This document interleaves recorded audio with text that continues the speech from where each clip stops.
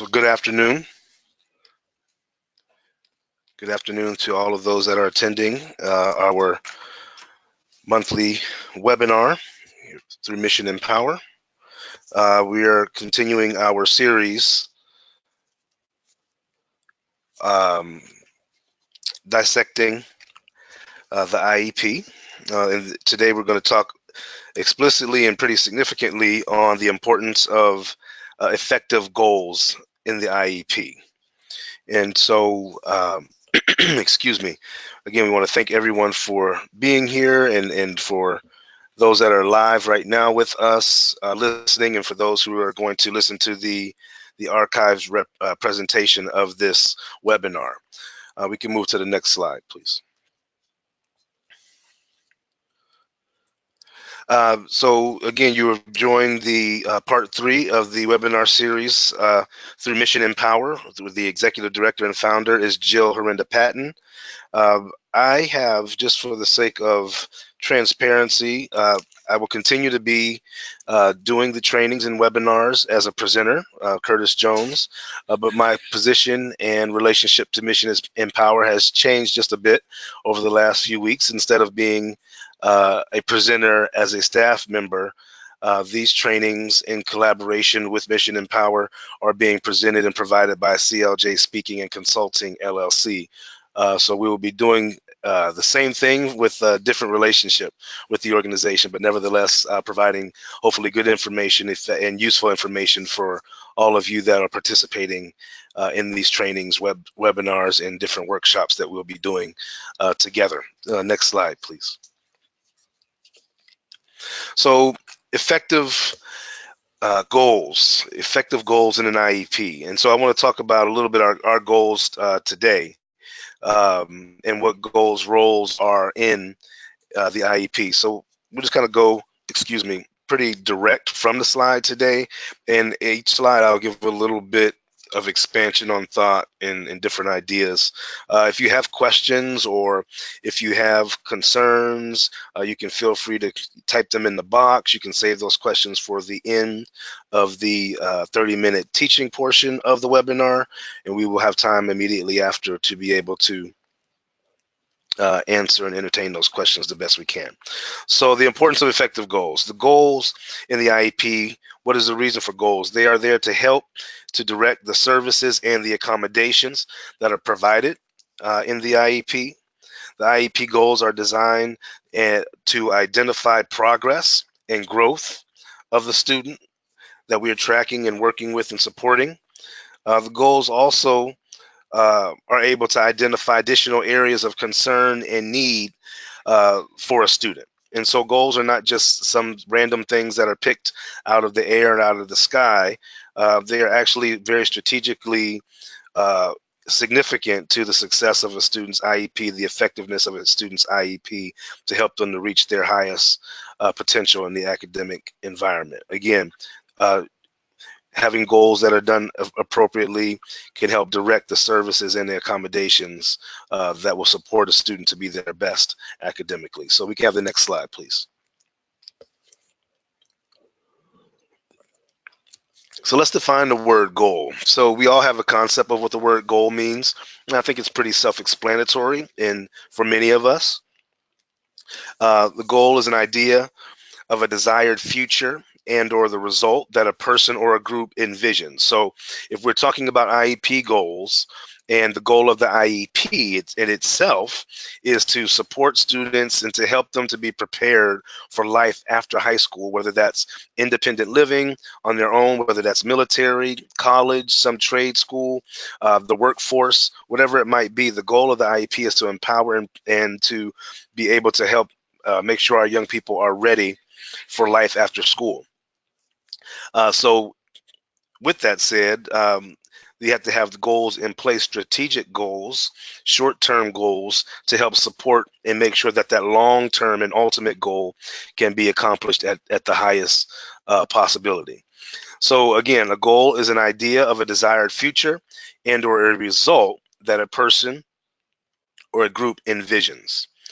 There are specific components to goals. that can help them to be more effective in a student's IEP. So goals, just for the sake of having goals, may not be the highest use of that portion of the IEP. So again, we want to have the goals that we develop and provide and institute in the IEP for our students to be effective. We want them to have not only a purpose, but to have a means of being reached. While they reach, cause the student to reach high, we want them to also be realistic goals and goals that are purposeful toward the ultimate goal. Next slide, please. So goals should be, let's describe what we think and how we feel goals should affect and be effective in the IEP. Goals should be strength-based. Oftentimes when we're talking about our students and our young people that have unique needs or special needs or need additional support, we talk about what they cannot do. We speak to them or about them from a bit of a weakness perspective. Johnny can't sit too long. Jane can't do math. But we want to look at actually when we're developing goals, and really at any time we're looking and working with our students or another person, we want to look at it from a strength-based perspective. So we know what they don't do well. Let's look at what they do well and try to utilize those skills and those abilities in an area that they are not being as effective. So when we're looking at developing goals, we definitely want to look at the strengths of the student. These goals must be based on the student's current functioning levels, academically, emotionally, socially. We have to look at a current snapshot, of course, a running video, but also a current snapshot of where the student is in his or her functioning levels, so that the goals are appropriate. They are appropriate for where they are at their functioning level right now. Sometimes those functioning levels aren't in alignment with chronological age. And so we want to make sure that the expectation is appropriate. Yes, high reaching, and it is a high expectation we want to have for our students, but we have to also understand that sometimes, again, biological age and functioning level, academic level, social level aren't always on even par with each other. So we have to be honest and creative, again, as we're moving forward to make goals that are going to be effective for our students. Also, the goals should be agreed upon by the IEP team. Again, when we talk about special education, one of the key words is a team. As a parent and a caregiver, you are 50% of the IEP team, and those who are coming from the school or from the school district are also a significant part of the team. And so it's an effort, and we want to make sure that those goals are agreed upon to the best of our ability, because uh, the school staff are going to be the ones to do a majority of the implementation of these goals while the students are in the learning environment during the school day throughout the school year. So it's important that we have goals that are strength-based, based on the students' current functioning levels, but also that there's at least a majority of agreement on the IEP team of the goals that are in place for our student. Next slide, please. Well, everyone in the world wants to be smart or feel like they're smart. No one wants to be the person who is not seen as intelligent. And so this is not really a play on words, but these are, as we're talking about goals, we want our goals to be effective. We want to be smart with the way that we are instituting the goals that we have for our students. And so in research today, not only in special education, but in organizations and in companies and businesses and in small groups, leadership conversations, the concept of goal setting is extremely important and is recognized that is a significant part of success, because again, as we mentioned before, helps to track success, helps to kind of setting goals helps to kind of give bridge points or pivotal points that we are en route to the ultimate goal of success, whatever that might be for the organization or group that is setting goals. So there's a philosophy or a concept described as SMART goals. SMART being an acronym for specific, measurable, attainable, relevant, and time-sensitive or time-based goals. And so we don't, again, as I mentioned before, don't want to just have goals that kind of sound good or we think that might work, but we want to be strategic and we want to be intentional about the development of these IEP goals, because the more effective they are, the more strategic they are, the more pointed they are, the more they will be beneficial for our students. Next slide, please. So, what does the term specific mean? Specific goal is a goal that is identifying exactly what we want to achieve. Sometimes goals can be too vague. Johnny will do X, Y, and Z 65 or 75% of the time, may or may not be specific enough. We don't know. It's too generic, right? So when we're coming up with our goals and we're strategizing on effective goals, identifying what exactly we do want is a pivotal piece. It's almost beginning with the end in mind. There's an ancient saying that says that uh, the beginning, excuse me, the end is declared from the beginning, right? So we want to know where our goal is to end up. We want to know what we're looking for and what we want to achieve, and then we backtrack and put things in place to try to get us there. The more specific the goal is, the more likely it is to be achieved. If you have a vague goal, we're really not sure where we're landing. There's an old adage that says as well, almost only works in horseshoes and hand grenades. When it comes to goals and effective goals for our students in our IEPs, we want to be as specific as possible, because it's going to help them to be more likely to be achieved. If we're setting the goal, we're setting it for a reason, and we want them to achieve it, because it's, again, is a means to help them get to the success that they want to have in their life. Also, this is where, when we talk about specificity, this is where we identify the who, what, when, where, how. What is there a plan B of the goal? This is where we get, again, to the nitty gritty of how the implementation is going to be done, who at the school is going to be the one, if that person's not available, who's the plan B person, when, where, how is it going to be implemented. The specificity of those goals will help to make sure that they are achieved. And again, if they are done well, we want them to achieve those goals, because it's going to help them ultimately achieve their ultimate desire, and which is the goal of special education, is to make sure they are successful after graduating from high school. And I'll say that several times, and have, not because I don't have anything else to say, but that is the goal. Sometimes we have to kind of remind ourselves that even though we're in 5th grade, we're trying to put things in place that's going to help them to be successful once they're out of high school. An example of a specific goal may be as listed on the slide. Jan will be able to read a grade level passage in a book or a magazine out loud at 110 to 130 words per minute with random errors. And so that would be an example of somewhat of a specific goal that would be for a student in relation to their reading. Next slide, please. A measurable goal.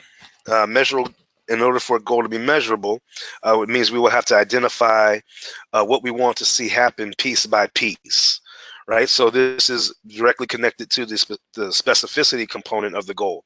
It is tracking. So we want to be able to say, by this point, we will have this expectation met or not, which will let us know whether that goal was reached or not. So again, this measurable component is where we identify what we want to see happen in smaller pieces. So the smaller pieces lead up to the ultimate success or not of reaching that goal. Breaking down the goal into component parts, right? So piece by piece, component parts leading up to the ultimate expectation of that goal and what it's supposed to do.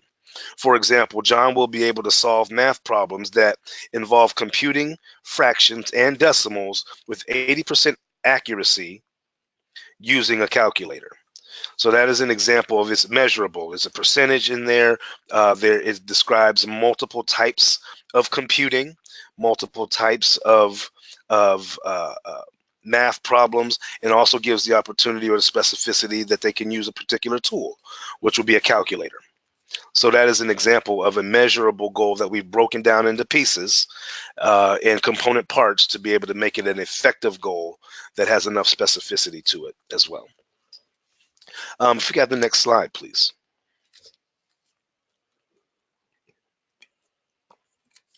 So here's a really interesting portion of the conversation around SMART goals and goals in general. The A stands for the goal being attainable. And so an attainable goal is a goal that is challenging and at the same time is truly achievable. Sometimes we have unrealistic expectations as parents, or maybe sometimes as school professionals, for students that we're working with and students that we are serving, and we have to constantly strike the balance between an achievable goal and being realistic, but at the same time uh, causing them to strive for something that is extreme. They should actually work towards reaching these goals. If we do not put the goals in a distance from them that causes them to work and causes them to have to stretch themselves, then that is not an effective or a significant enough goal. Right. So it's a balance between challenging them without overwhelming them. We want them to be able to reach the goal, but we don't want it to be too easy. So again, a goal that is challenging, an attainable goal is a goal that is challenging and something that can truly be achieved by the student. It is also a goal that is acceptable to those on the IEP team, right? So we want to make sure that the goal is not only attainable, not only achievable and challenges and stretches the student, but also is something that's acceptable, something that makes sense, right? If we're talking about uh, their academic goals or a behavioral goal in school, there should not be linked directly to things that are happening outside of school. So if we're talking about school behavior, the goal shouldn't have anything to do with outside behavior, just for an example. You can't say that I didn't reach my goal in school because I didn't behave at home. It has to be something that makes sense, and it's something that has to be acceptable to the team. Remember, this is a team effort, and sometimes there is disagreement on what is acceptable, what is appropriate, what is achievable, and that's why we work together in the best ways possible to again come up with the achievable goals that are going to help our students to be effective and successful. So, for example, Jason will write a paragraph with at least 6 sentences, and each sentence will have more than 7 words with less than 3 spelling and punctuation errors, right? So we're talking about something that is attainable for the student. The student will write uh, at least 6 paragraphs that have at least 6 sentences in them, and each sentence will have, more than 7 words, and there will be less than 3 spelling and punctuation errors. So there's some specificity there. There is some measurable component parts to that goal, and if that is the goal that is set for that student, there's an expectation that it may be challenging, but it's also attainable. It's something that they have the ability to grow into and to reach success in. Next slide, please. So a relevant goal. A relevant goal is a student-focused goal, something that's relevant for the student that is going to, again, help them to reach that ultimate goal of success in the current IEP recording time and the current school year, but also is the ultimate goal of graduating and being successful after they get out of school. A relevant goal is a goal that is usable in the student's educational environment and also in life in general, right? So if we're talking about how they interact with others, interacting with peers is relevant in school as well as it is outside of school. Now, when we set the goal for the student's IEP, it does not and should not include how they behave outside, but developing those skills in the school environment can also benefit outside of the school environment. So the goal has to be, again, relevant and meaningful. It also, being a relevant goal, it means that it is in alignment with the overall intentions of the IEP, which I've been recommending, or excuse me, I've been bringing up over the last several moments, that the goal of the IEP, the goal of special education, is to empower and strengthen our students and give them the skills as much as possible and the tools to be successful after they graduate from school. An example of a relevant goal would be Janet will focus her attention on the speaker in a group 90% of the time in 4 out of 5 opportunities. So, and we're talking about communication and effective communication, eye contact, being able to focus, being able to pay attention in academic settings, but also in social settings is a relevant goal and a relevant expectation for students to reach towards so that they can be effective in their life and in their academic experience. Next slide, please. The final part to the SMART goal strategy is that the goal must be time-based or time-sensitive. There must be it must be connected to a timeline or a time frame in which the goal will be assessed. We cannot, and being a SMART goal and a time-based goal doesn't mean that the goal is just there forever, right? You know, we look at one student's IEP in second grade, it looks exactly the same as it does in fifth grade because they haven't been effectively putting time frames or timelines to certain goals or to certain component parts, and that is not effective for the student. If there's a goal that a student reaches, it could reach it sooner than what the goal is, right? Or the expectation of the goal is. They could actually never reach that goal. Maybe it's not the goal or the student. Maybe it's how we put it together, how we framed it. Maybe they're reaching it in a different way and how we're assessing it. And so other than how we're accessing it, excuse me. So we want to be able to look at having time-based and time-sensitive goals so that we can assess them incrementally to make sure that they are actually working, that we can see progress, or we can see regression, or we see stagnation, and we can adjust appropriately and accordingly. Um, a time-based goal is not an indefinite goal, and I've said that it's not just continuing. At least it's not just continuing without being assessed and looked at. There may be a goal that does take a couple of years to work on. It may take a longer time to work on, but it should be assessed in a intentional way based on time frames that are put into the goal itself. A time-based goal is able to give the IEP team the opportunity, as I said before, to assess the goal's effectiveness and to make the changes where they are necessary. So, for example, by May 23rd, Chris will be able to verbally explain class vocabulary words with 85% accuracy, 8 out of 10 times. This will be measured through monthly language assessment tools. So what we see there is that there is some specificity on what we're looking for. There are dates connected and time frames connected.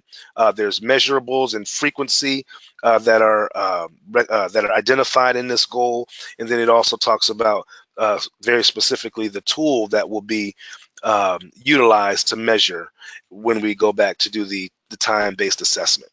And so when we're talking about, next slide, please.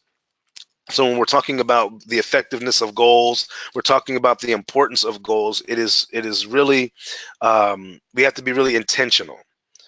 Goals, as I said before, and we'll use again the acronym of SMARTs, goals have to be specific, measurable, attainable, relevant, and have some time-based and timeline connectivity to them for them to be what we consider SMART goals. And I'll use the term SMART interchangeably with effective, because if they're effective, we have really put them together in a significant and in a smart way. So as we begin to wrap up the teaching session of this workshop, and we again will be able to entertain questions after if there are any. Effective IEP goals are a significant component to the student's IEP.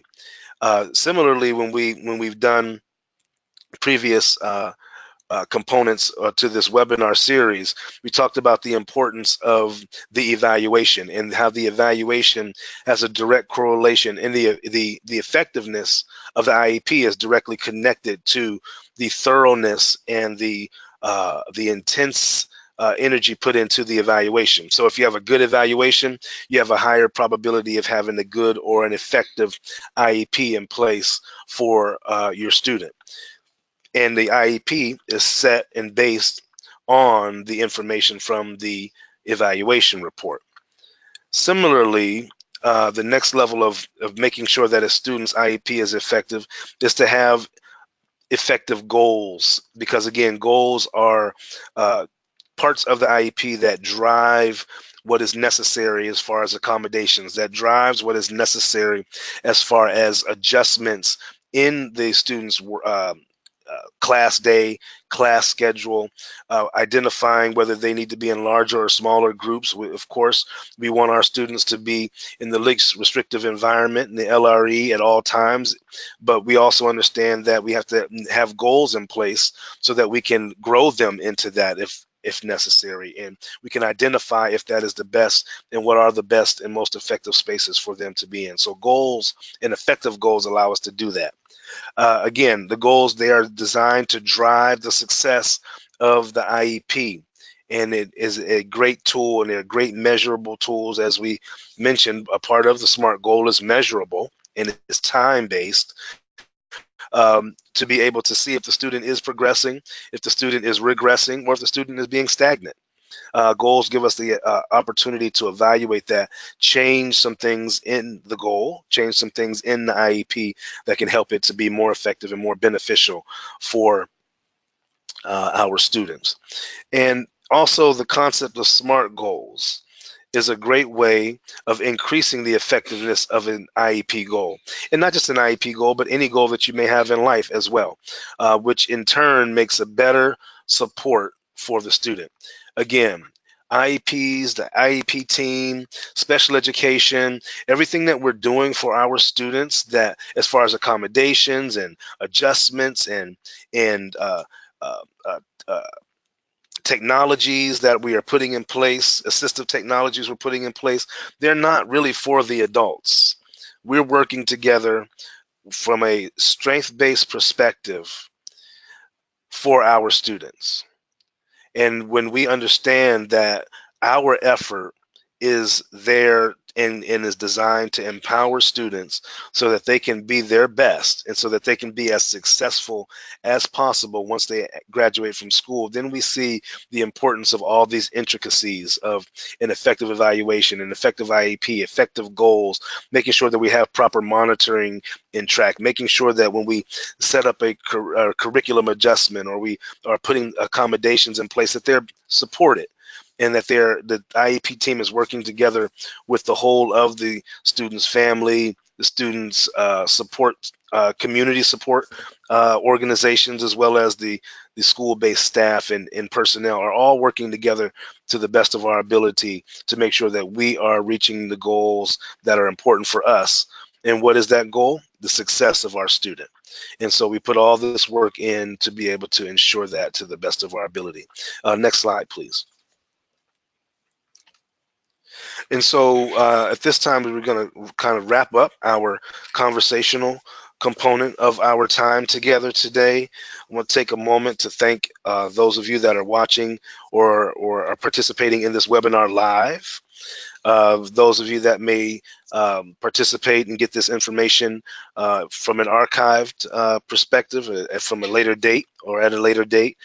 This is just the next in the continuum of our webinar series, and we're discussing the importance of dissecting the IEP. And in order to have an effective IEP and to understand the process of special education, we're taking some time and really breaking some of these component parts down and giving them the specific and individual attention that we hope has been beneficial to you, the participant and the listener, helping you to understand greater your role, understand not only that you are a decision maker as a parent or a caregiver, but you are an informed decision maker. And so we did have some polling questions that we'd like to post at this time, if possible, as we are wrapping up. We're going to ask that you respond to these questions and give us the opportunity to kind of gauge who is in the room and who is in the conversation.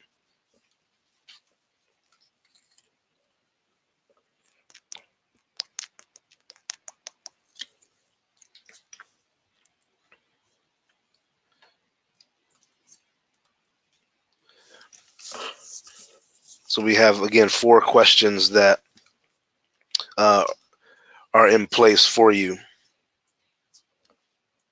So as attendees, we'd appreciate you following or answering these questions. That gives us a little more information on how we should move forward with some of our next, excuse me, sessions, and how we should be able to break down the information for you.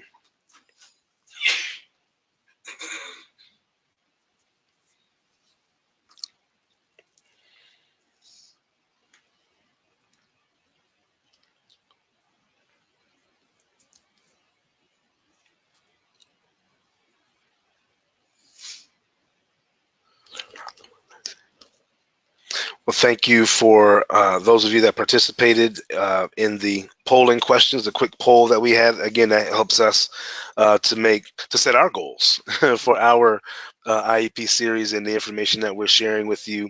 If there are any of you that, if you have any questions, anyone that's on that you may have questions concerning some information today, something that we covered, something that we didn't cover, some clarity that you may need, you can feel free to ask that question. Also, if you look on your screen, you can download and print the PowerPoint for your own use after this webinar is over.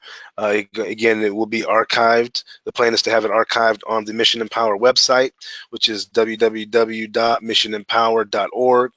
If you also have other questions, you can contact the staff here at Mission Empower via telephone, and that number is 814-825-0788.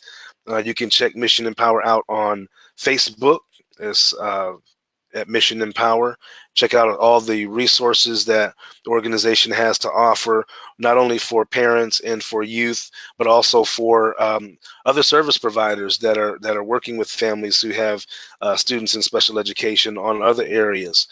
We have a great resource library available, toolkit on the website as well that is available for your use and for your benefit.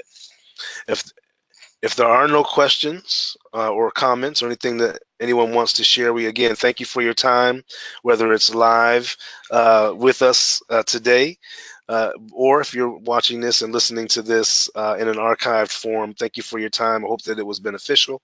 Remember, Mission Empower here in Erie, Pennsylvania.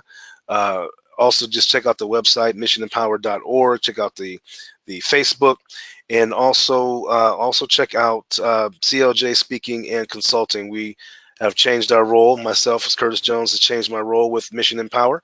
Still in collaboration and working, but we'll be providing workshops, webinars, and seminars and trainings for Mission Empower as a consultant. And so it's a beautiful reframing of our relationship. So if you have any questions about that, you can reach out any of us. We have previous information or our information on a previous slide that you can contact either the staff here at Mission Empower or myself via email at CLJ Speaking and Consulting. You have a great rest of your day. Have a wonderful weekend, and stay healthy, stay strong, enjoy your summer. Thanks for being here today.